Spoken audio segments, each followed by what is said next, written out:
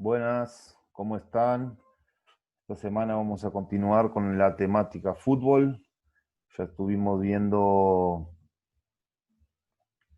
curiosidades del deporte, la historia del deporte, y ahora vamos a ver un poco de lo que es táctica y sistema de juego y la organización de los jugadores, sobre todo la evolución histórica de cómo se fue modificando la organización de los jugadores hasta el- las formas más actuales que se utilizan hoy en día. Primeramente, antes de comenzar a hablar de la organización de jugadores, tenemos que saber diferenciar lo que es táctica, lo que es técnica y lo que son los sistemas tácticos. La táctica son todas las acciones que un jugador tiene y todos los movimientos que hace en relación a otros jugadores, a la pelota y los otros jugadores pueden ser sus compañeros o los jugadores del equipo rival. Todos los movimientos que el jugador realiza en función de uno de esos componentes son acciones tácticas. Entonces, la táctica no necesariamente el jugador debe tener la pelota para realizarla. La táctica del jugador puede serla con pelota o sin pelota. Cuando observa un movimiento que hace un jugador, compañero rival, o cuando observa dónde está la pelota y ese jugador realiza una acción o un movimiento para tratar de recuperar la pelota si no la tiene, o tratar de conservarla, o de ocupar algún espacio de juego determinado si tiene la pelota, son todos movimientos o acciones tácticas. Explicando eso, tenemos que saber diferenciar lo que es táctica de lo que es técnica. Ya hablamos de lo que es táctica y cuando hablamos de técnica tenemos que tener en cuenta que técnicas son todos los movimientos que se hace casi todos con la pelota. Por ejemplo, conducir la pelota, rematar, cómo pasar, cómo hacer un pase, cómo controlarla, cómo hacer fintas con la pelota. eh, y después hay acciones técnicas que son sin pelota, que es, por ejemplo, la técnica de marcaje en realidad, cómo tiene que el jugador organizar su cuerpo para realizar ciertas acciones. Tiene mucho que ver con la coordinación y todo ese tipo de acciones son acciones técnicas o gestos técnicos o fundamentos técnicos. Salto y cabeceo, por ejemplo, estoy haciendo una acción técnica. El golero cuando se tira, cuando salta y agarra una pelota, está realizando fundamentos técnicos. Después, la táctica, tenemos que saber que existen tres niveles. Táctica individual, que es cuando un jugador hace un movimiento, una acción, a partir de su propia posibilidad o de su propia lectura de lo que puede pasar en el terreno de juego. Después, una táctica grupal, cuando el jugador realiza acciones o movimientos en función de los movimientos que realizan sus compañeros de sector, por ejemplo, los que juegan eh, más cercanos a él. Si es un defensa, por ejemplo, los otros defensas y algún mediocampista, o si es un atacante, algún mediocampista y el otro atacante. Todos esos movimientos que realizan esos jugadores en un sector de la cancha determinado es táctica grupal. Y táctica colectiva cuando se refiere a todo el equipo, todos los movimientos que utiliza, que realiza el equipo, teniendo en cuenta siempre los componentes que tenemos acá arriba, que son la pelota, sus compañeros o sus adversarios. Todos esos movimientos son acciones de táctica colectiva. Entendiendo lo que es táctica y lo que es técnica, vamos a ver que no necesariamente cuando hablamos de táctica hablamos de la organización de los jugadores en el terreno de juego. Generalmente cuando hablamos de táctica asociamos a los sistemas de juego, 4-4-2, 4-3-3, 4-1-4-1, etcétera. Y ahora que hicimos la introducción esta de lo que es táctica, podemos darnos cuenta que no necesariamente la organización de los jugadores en el terreno de juego, en el espacio, eh, son todos los componentes de la táctica del equipo. Existen varios niveles de complejidad en lo que es la organización de los jugadores. El más básico es el sistema táctico. Cuando hablamos de sistema táctico, hablamos de cómo los jugadores se organizan en el espacio. Todos sabemos que el fútbol se juega con 11 jugadores. Entonces, no se toma en cuenta el golero. Si los jugadores se organizan 4 defensores, 4 mediocampistas y 2 atacantes, por ejemplo, ese equipo está utilizando un sistema táctico 4-4-2.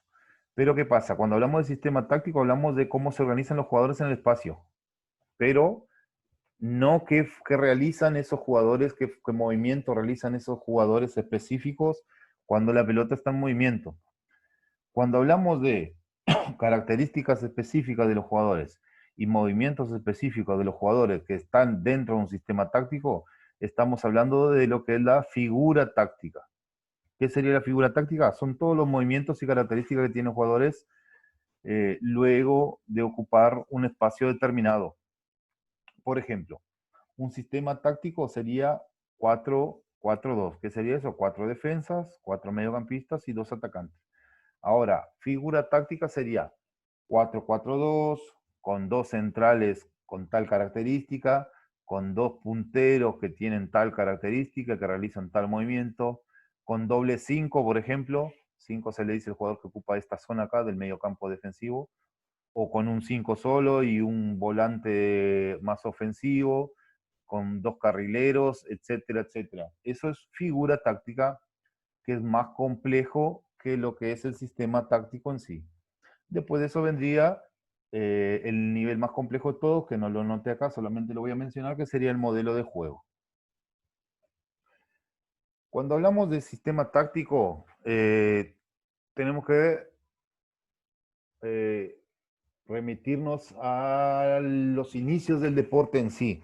Recuerden que el fútbol fue una modificación del rugby, donde el rugby se jugaba con 15 jugadores y se trataba de atacar como un bloque. Todos esos jugadores atacan como en una línea horizontal dentro del terreno de juego hacia el arco ofensivo, hacia la valla ofensiva. Entonces, como el fútbol derivó de ese deporte, a principio se jugaba así, no había una organización estructurada. ¿Qué se hacía? Se tenía el golero y todos los jugadores eran atacantes. Prácticamente no había defensa. Entonces, las primeras organizaciones, formas de organización, eran 10. Uno el golero y 10 atacantes. Después fueron dándose cuenta, con el pasar del tiempo, que tendrían que tener algún jugador en el campo defensivo, o en el caso de que no lograban realizar el gol, convertir el gol, tener a alguien para recuperar la pelota o para hacerle oposición a los del otro equipo que podían lanzarse en contraataque, porque el juego era muy, muy desorganizado. Atacaban todos para un arco, por ejemplo, para este, y después todos corrían para este lado acá, los 10. Todos corrían para acá, todos corrían para acá. Era muy desorganizado y se realizaban muchos goles en los partidos. A partir que comenzaron a darse cuenta de que poniendo jugadores en la zona defensiva recibían menos goles, empezaron a modificar la forma de organización del juego. Otro componente fundamental que se dio para que comiencen a poner más jugadores en el terreno defensivo, fue la creación de la ley del offside.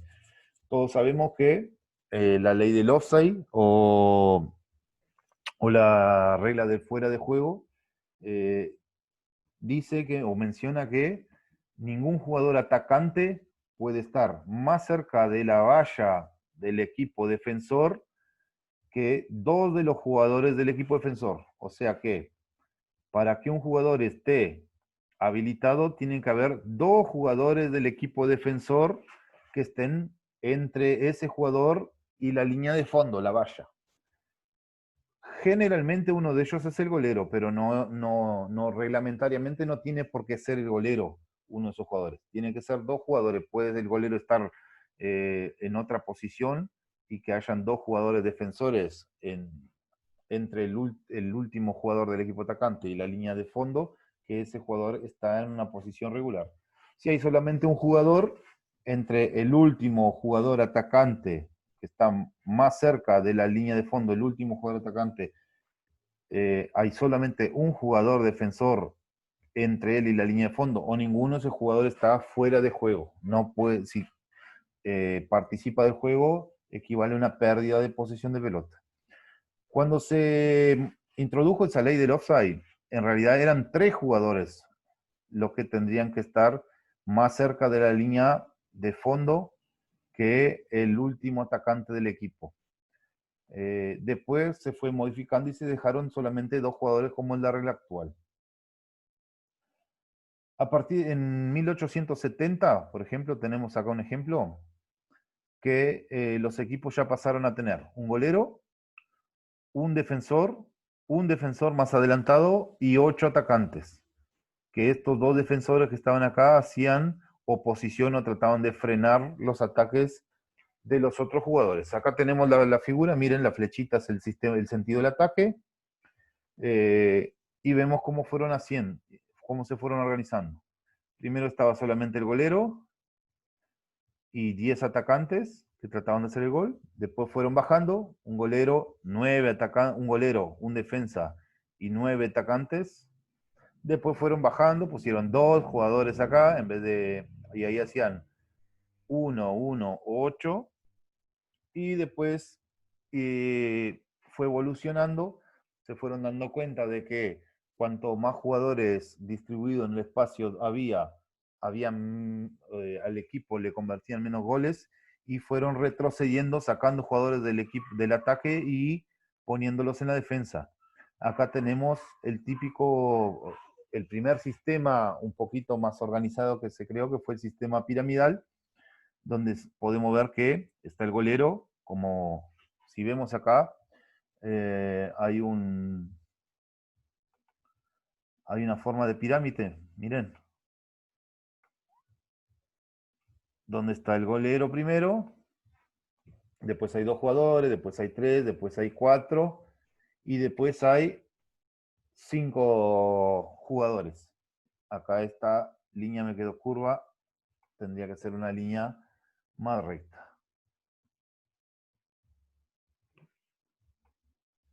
A ver. Bien. Después tenemos, los sistemas fueron evolucionando con el pasar del tiempo y a partir de ahí los entrenadores, cuando se daban cuenta que podían tener alguna ventaja en sus equipos,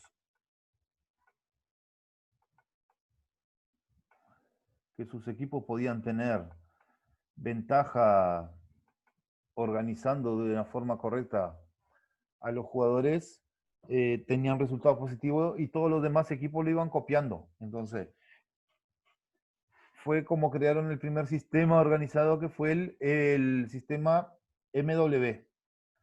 Si vemos acá, acá está el golero, o sea que este equipo hacía gol en este sentido acá, ahí está la flecha. Por lo tanto,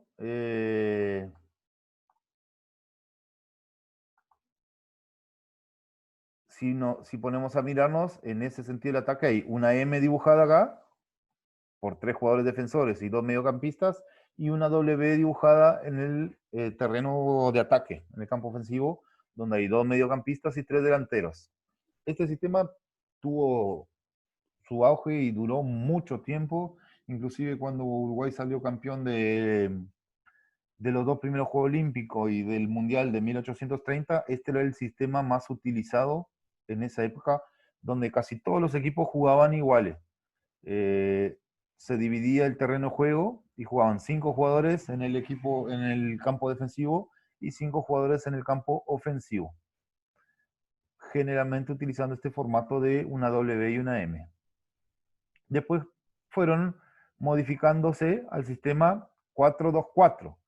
¿Qué hicieron en el 4-2-4? Bajaron uno de los mediocampistas defensivos a la posición de defensa y bajaron uno de los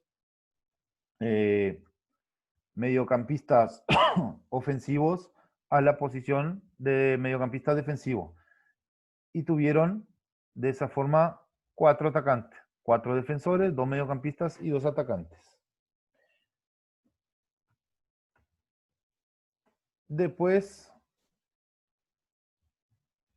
pasaron a lo que son los sistemas del cerrojo suizo y el catenaccio italiano, donde perduraron mucho tiempo también. O sea, estos sistemas perduraron mucho tiempo, mucho menor tiempo de que los otros, porque el fútbol ya era mucho más competitivo, más dinámico, pero tuvieron mucho auge en su época porque los equipos que comenzaron a utilizar estos sistemas tenían ventaja y buenos resultados deportivos, por lo tanto los otros comenzaban a copiarlo.